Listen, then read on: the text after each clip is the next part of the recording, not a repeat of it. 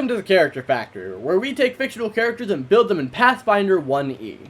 Toriel, the former queen of the monsters and now the ruins caretaker, motherly, or at least trying to be, and a powerful boss monster wielding healing and fire. But just how powerful is she in Pathfinder? Well, there's only one way to find out. Using 20.5 for the build, strength is 8. While she is tall, we don't have much reason to believe she's particularly beefy, nor does she need to be for the build. Dexterity is 14, you need good aim to hurl fireballs. Constitution is 10. While she's a boss monster, she doesn't actually have much health. That's what happens when you're your first boss in the game. Intelligence is 12. A perk of being royalty is having access to the royal library and all contains, even if for you that's just a bookshelf in the ruins. Wisdom is 17. You may have left your husband when he needs you the most after losing your child, but you know declaring war was absolutely the wrong move. Finally, Charisma is 12. You're the beloved queen after all, and Monsterkind welcomed you back with open arms. Except that one neutral route, but we won't talk about that. Now, I'm sure you think Toriel will be an Ifrit, but despite their similarities, every monster is unique, which is why Toriel is actually a Suli, giving you a +2 to Strength and Charisma and a -2 to Intelligence. Nothing says you're not strong, and the people still love you, but isolation can keep you out of the loop in terms of knowledge. Sulis have low light vision, letting you see twice as far as humans in dim light, and Negotiator, giving you a +2 on Diplomacy and Sense Motive checks. We're also going to take the alternate race trait Energy Strikes to replace Elemental Assault, honing us in on fire. This gives us Fire Resistance 5 and Fire Hand, a small glob of fire you can throw at a range of 10 feet, and you can do this for up to 1 round per level. This is the attack where Toriel waves her mitts around to summon fire waves, so have fun. Our traits are Friend in Every Town, which gives you a +1 to Diplomacy and Knowledge Local checks, and makes Knowledge Local a class skill for us. Toriel is a friendly face and probably knows a bit about our local area, considering she rules it. We'll also grab Focus Mind for +2 to concentration checks. Toriel is always fairly level-headed and was able to cast while being grappled by vines. Only skills you really need are Knowledge Local, Knowledge Nobility, and Diplomacy. Toriel is Nobility, so she knows it and her people, and like I said, people like her. We'll kick off the build with Cleric, but with the archetypes Angel Fire Apostle and Theologian. What do these do? Well, first we get Channel Angel Fire, which functions like Channel Positive Energy, a 30-foot burst that you can use a number of times per day, equal to 3 plus your Charisma modifier that heals 1d6 points of damage or deals 1d6 points of damage to undead. Except that non-good creatures are dazzled for a round. This does affect allies, unfortunately, but a -1 to attack rolls and perception checks isn't debilitating, so it's fine. We also get a Focused Domain, where Clerics normally get 2 domains, Theologians only get 1, but it's boosted by treating all level-dependent effects as though you are 2 levels higher than you actually are. Like with Firebolt from the Fire Domain, a 30-foot range touch attack that deals 1d6 points of fire damage, +1 for every 2 Cleric levels you have. And look at that, you're already effective level 3 thanks to Focused Domain, so it's already 1d6 +1. You can use this a number of times per day, equal to 3 plus your Wisdom modifier. This is a better version of the Fire Hand ability we get as Suli. Domains also grant unique spells clerics may not normally get, that you can prepare in domain spell slots. However, as a Theologian, you can prepare your domain spells in all of your spell slots, which is good because domain spells are going to be the main source of our fire damage. Clerics also get spontaneous spell casting, which lets you convert any prepared spell into a cure spell at the same level. Catch is, as a Theologian, we can't convert domain spells into cure spells, so until you start getting more spell slots, you're going to have to pick and choose whether you want more fire or more healing. Maybe around the beginning of the campaign, you should stick to being the healing mom friend cleric, especially since that's kind of in character. Next up are our spells, and a downside of the Angel Fire Apostle archetype. Diminished spell casting, which gives you 1 less spell slot each level. Your domain spell slot is unaffected, so you always have at least 1 spell, but you may not get more unless your wisdom is high enough to grant bonus spells. But we'll be getting a high wisdom, don't you worry. That said, though, clerics can change their spells entirely every day, so instead of adding 1 spell to your choices every other level, I'm just going to tell you all the spells you want to take for each new spell level you have access to. Starting with 0 level spells. These are easy. You want Light to create an equivalent of a torchlight on an item that lasts 10 minutes per level, Read Magic, which lets you read magic script and identify glyphs and symbol spells for 10 minutes per level, and Spark, which is just a magic flint and steel that works in the rain. For your first level spells, there's only 2 you want. Cure Light Wounds heals a creature you touch for 1d8 per caster level for a max of +5, and damages undead for the same amount of damage. A basic healing spell that should do the trick for most children who fall down that unfortunately placed hole in the mountain. You also want Burning Hands from your domain spells, the 15-foot cone of fire that deals 1d4 points of fire damage per caster level for a max of 5d4 damage. This should do the trick for testing any children who want to try and leave the basement, unless they make the reflex save for half damage.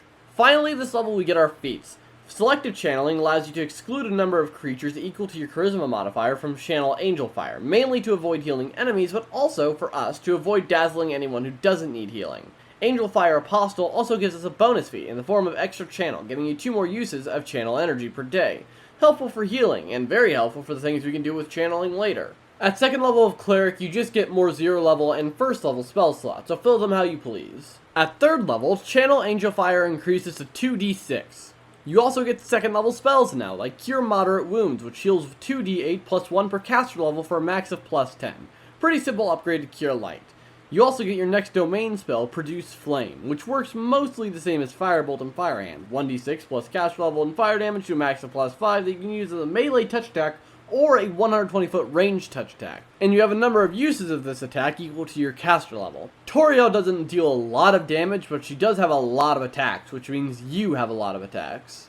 Next is our feat, which will make point blank shot, giving you a plus 1 to range attack and damage rolls against creatures within 30 feet of you. A small damage boost, but a useful one nonetheless. Fourth level is mostly more spell slots, but also an ability score improvement, which we'll put to Wisdom to increase spell DC and the number of spells you have. At 5th level, Channel Angel Fire increases to 3d6, and we get Versatile Healing Channel, which lets you spend 2 uses of your Channel Angel Fire to cast Remove Blindness, Deafness, or Lesser Restoration as a spell-like ability. We don't know Toriel can do that, but we also don't know that she can't do that, so it's fine. We also get a Domain Secret. This gives you a small list of metamagic feats to choose from to apply to a single domain spell. This doesn't affect spell level the way normal metamagic feats do, and is permanent to the chosen spell. In this case, we'll be applying Intensified Spell to Burning Hands, which increases the max number of damage dice from 5d4 to 10d4, to really get the most out of those first level spell slots. And of course this level, we get third level spells, like Cure Serious Wounds, deal 3d8 plus 1 per cast level for a max of 15, you get the idea by now.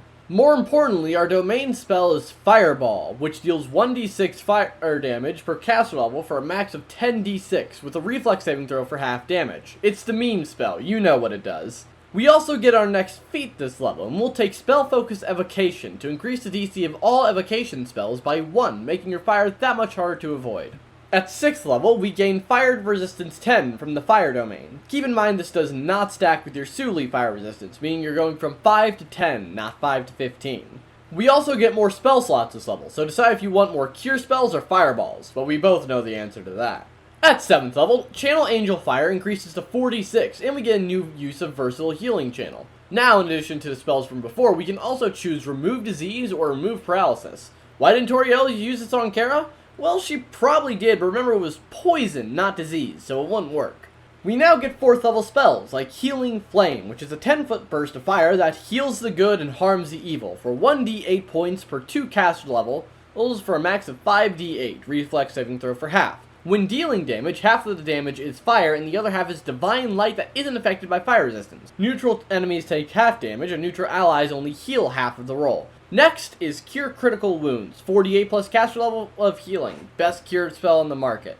Finally, our domain spell is Wall of Fire, which can create a 20-foot high wall or ring that deals 1d4 damage to those within 20 feet, 2d4 damage within 10 feet, and 2d6 plus 1 per caster level of fire damage to those inside of it or passing through it. And all of that damage is doubled against undead. It has no saving throw and lasts as long as you concentrate, plus a number of rounds equal to your caster level. If you really didn't want Frisk leaving, you could have just thrown this up in front of the door until they went back upstairs. We also get a feat this level, which will make greater spell focus evocation to further buff our fire DC.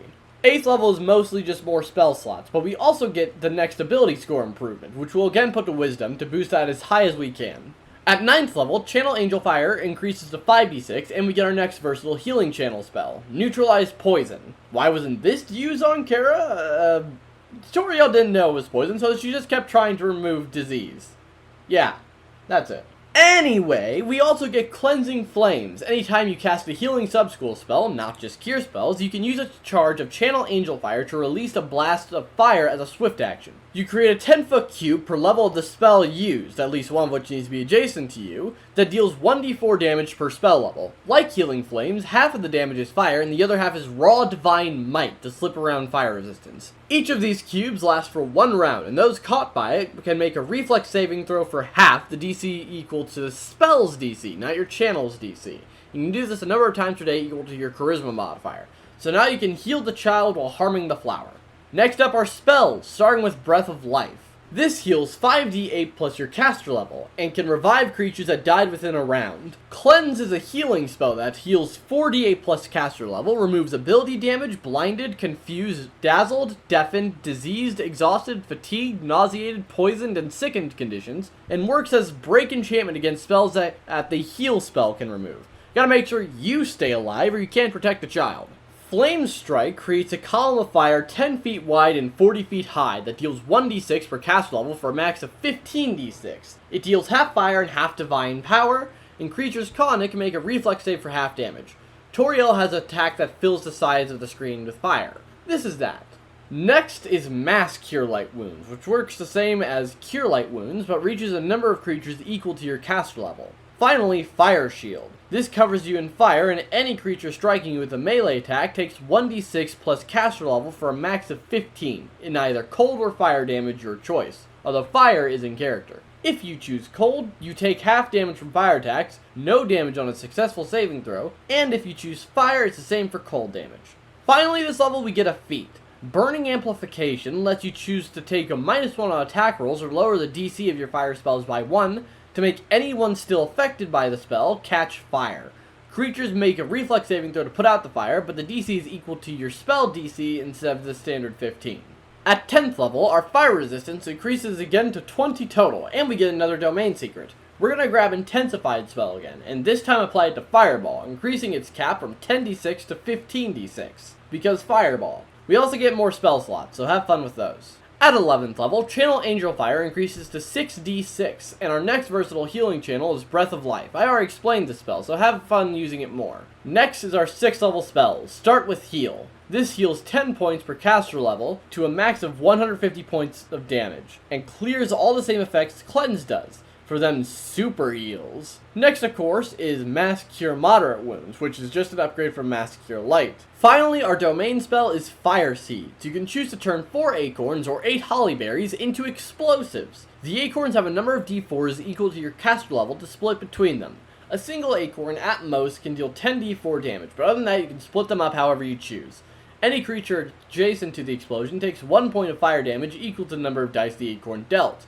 If you instead choose hollyberries, you can't throw them, but you can place them in an area, and if you are within 200 feet of them, when you speak the command word, they all detonate at once, each exploding and dealing 1d8 plus your caster level and damage to everything in a 5-foot burst.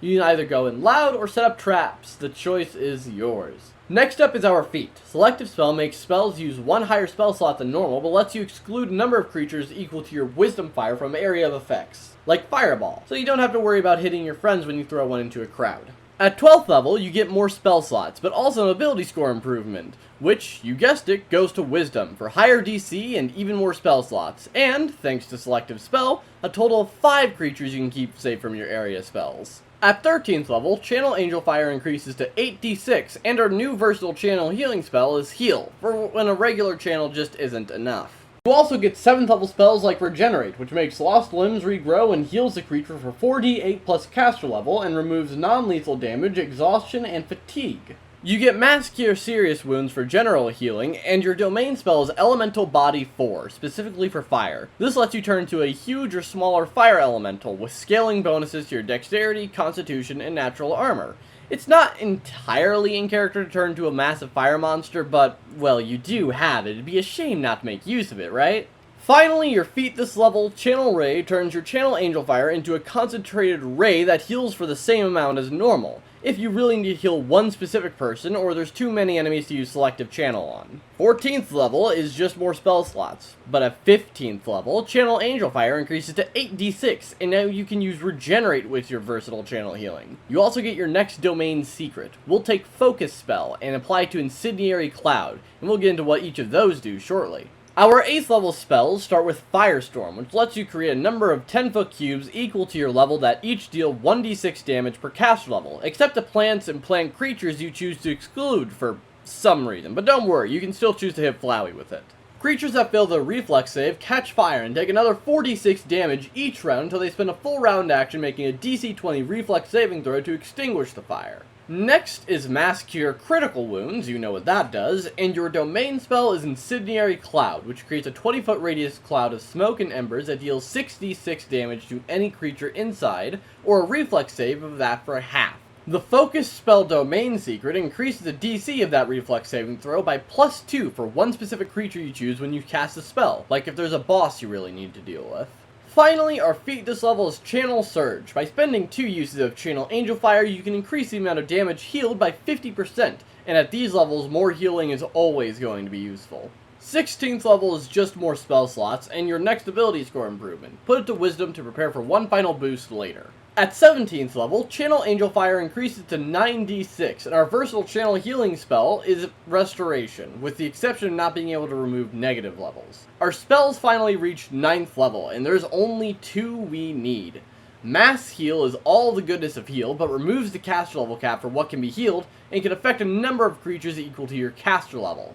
And your final domain spell is Elemental Swarm. You open a portal to the elemental plane of fire. 2d4 large fire elementals come out when you cast a spell. 10 minutes later, 1d4 huge fire elementals appear. And 10 minutes after that, 1 greater elemental appears. Each elemental has the maximum amount of HP, obey you without question, and remain for the duration of the spell, which is 10 minutes per caster level. Toriel can definitely do this, but you just never see in the game because it's overkill for anything that she's there for. Next this level is the Metamagic feat Empower Spell. Spells affected use spell slots 2 levels higher, but all spells with dice rolls are increased by 50%. Fireball, Cure Spells, and anything you slap on this is now that much stronger. At 18th level, you get more spell slots, but more excitingly, gain fire immunity. Toriel is unbothered by the flame she has, so clearly she just can't be hurt by it. At 19th level, Channel Angel Fire increases for the last time to 10d6, and our final versatile healing spell is Resurrection, except the target can't have been dead for longer than 1 round per cleric level. You have 2 minutes to revive any downed party members, that should be fine. Our feat this level is Maximize Spell. Affected spells use spell slots 3 levels higher, but all dice rolls are treated as the maximum result. This can stack with Empower Spell as well, so your spells can deal 150% damage or heal just that much. Now at level 20 we get our last domain secret, which will make Extend Spell on Wall of Fire. Extend Spell doubles the duration of affected spells, so the wall can last that much longer and stop people from leaving you behind. Finally, our last ability score improvement, which will of course be putting to Wisdom, bringing it up to 22 for high DCs and plenty more spell slots. And that's the build. But how skilled is the Queen of the Underground? Well, you have consistent damage and just as consistent healing, and Versatile Healing Channel lets you make up for any healing spells you lose by filling all your spell slots with fire spells. Of course, there are some downsides, namely that you don't have many uses of Channel Angel Fire, and Versatile Healing Channel really takes a lot to use, meaning free heals and restorations are limited. You're also heavily fire-based, which means a large amount of creatures with fire resistance or even outright immunity may be an issue for you. But that's fine. If that happens, leave the beating to your party members and focus on keeping them alive. Maybe you'll learn that hardship is best faced with the ones you love rather than running away. Let me know what you think of the build, and maybe like and subscribe if you enjoyed the video and want to see more. Or don't. I have no authority over you.